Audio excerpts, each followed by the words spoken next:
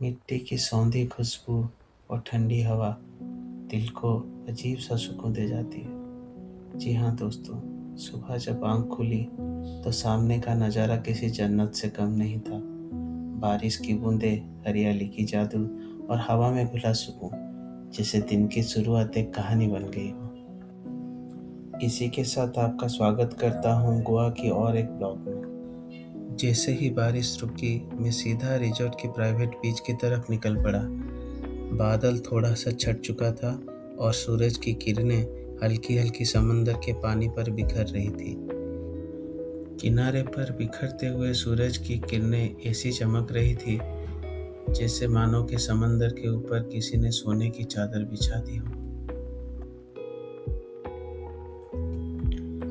कुछ देर तक मैं समंदर के किनारे लहरों के साथ चलता रहा।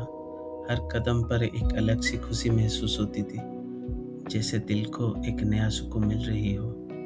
थोड़ी देर वहाँ पे घूमने के बाद मैं अपने कमरे के तरफ वापस लौट आया, लेकिन समंदर की वो यादें अब भी मेरे साथ चल रही थी।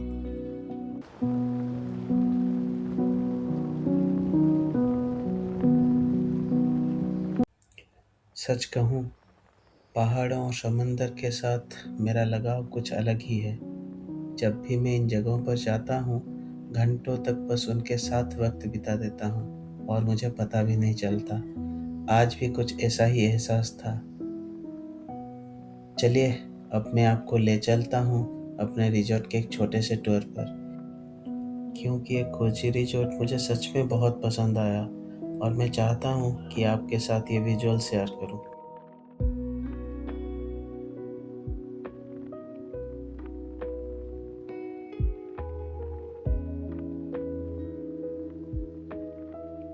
ऑरेलिया बीच रिजॉर्ट अस्सुम और मॉरिजिम बीच पे बना हुआ एक खूबसूरत रिजॉर्ट है जो नॉर्थ गोवा में आता है। ये अरंबुल से लगभग 5 किलोमीटर दूर है और इसके रूम्स कोजी वुडन थीम पर डिजाइन किया गया है, जो एक वार्म और नेचुरल फील देता है। यहाँ आपको स्टैंडर्ड लॉन व्यू और पूल व्यू रूम्स मिल जाएंगे।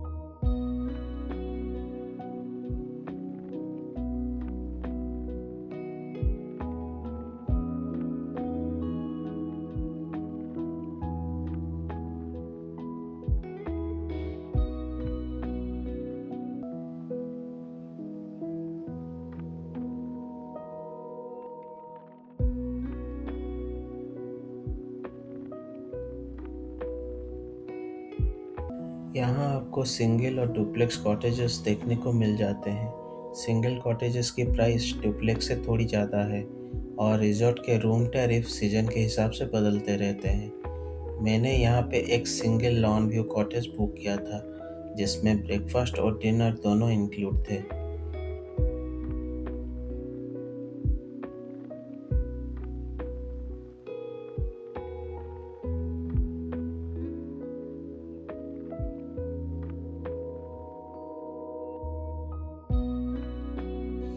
ये कोजी स्टे मुझे लगभग 4,500 रुपये पर नाइट पड़ा और ऑनेस्टली अपने वार्म एम्बियंस और कंफर्ट के लिए एक परफेक्ट चॉइस था।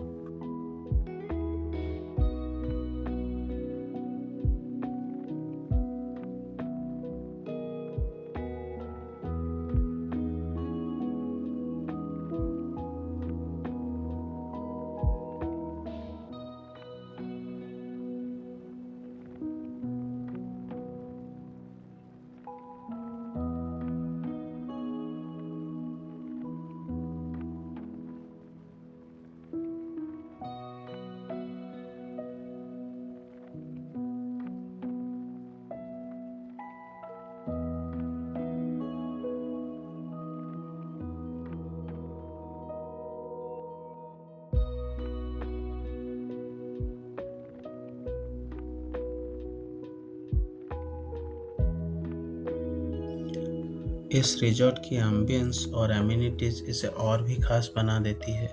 यहाँ एक स्पेशियस बैंकेट हॉल है जो हर तरह की गैदरिंग के लिए परफेक्ट है।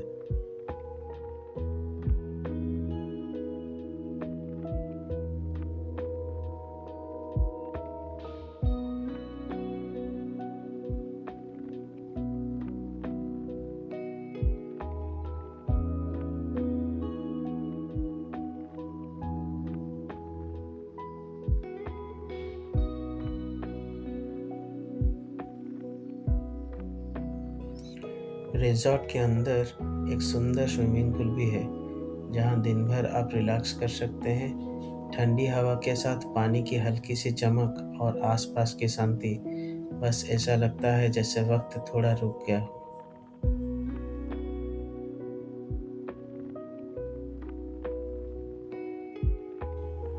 इस रिजॉर्ट में एक मल्टी क्यूजिन रेस्टोरेंट भी है जो हर टेस्ट के लिए कुछ न कुछ ऑफर करता है। मेरे बुकिंग में ब्रेकफास्ट इंक्लूड था और मैं हर ट्रिप में हमेशा कोशिश करता हूँ कि होटल बुकिंग के साथ मिनिमम ब्रेकफास्ट इंक्लूड हो, ताकि मुझे ब्रेकफास्ट के लिए सुबह सुबह इधर उधर भागना ना पड़े। इनके मेन्यू में हर दिन कुछ ना कुछ बदलाव रहती है। आपको यहाँ पे south Indian, north Indian, continental और इंग्लिश ब्रेकफास्ट का ऑप्शन मिल जाएगा। इसके अलावा यहाँ पे आपको लाइव काउंटर से गर्मा गर्म डोसा और एग ऑमलेट भी मिल जाएगा।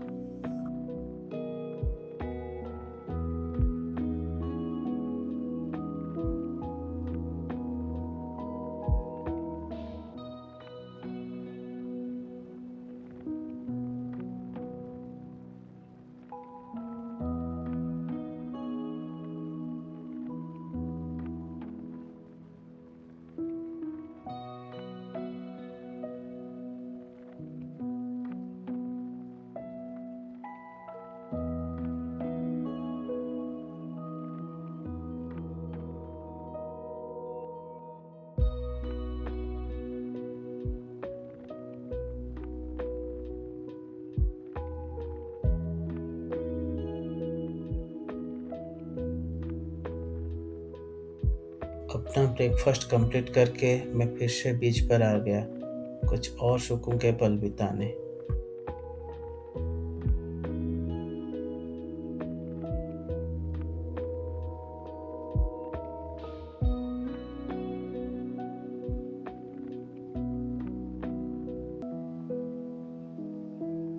लेकिन घूमते घूमते अचानक से मौसम बदल गया।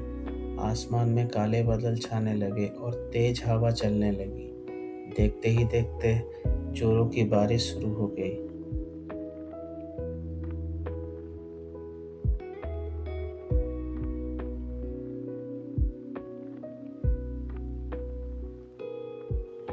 बारिश से बचने के लिए मैं रिजॉर्ट के प्राइवेट बीच शैक में आ गया। वैसे मैं आपको बताना भूल गया था, इस रिजॉर्ट का सबसे यूनिक पार्ट है ये बीच शैक। यहाँ एक ओपन बार भी है जहाँ आप घंटों अपने फेवरेट बेवरेज के साथ समंदर का खूबसूरत नज़ारों का लुत्फ उठा सकते हैं।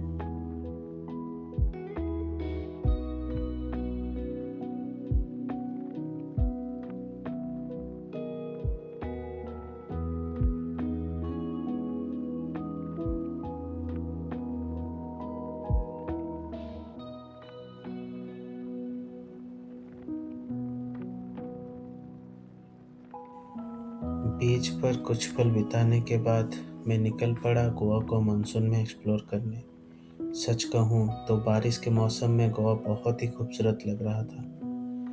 तभी मुझे एहसास हुआ कि मानसून सीजन में गोवा आने का मेरा ये डिसीजन बिल्कुल सही था, वरना मैं ये खूबसूरती अपने आँखों से कभी नहीं देख पाता।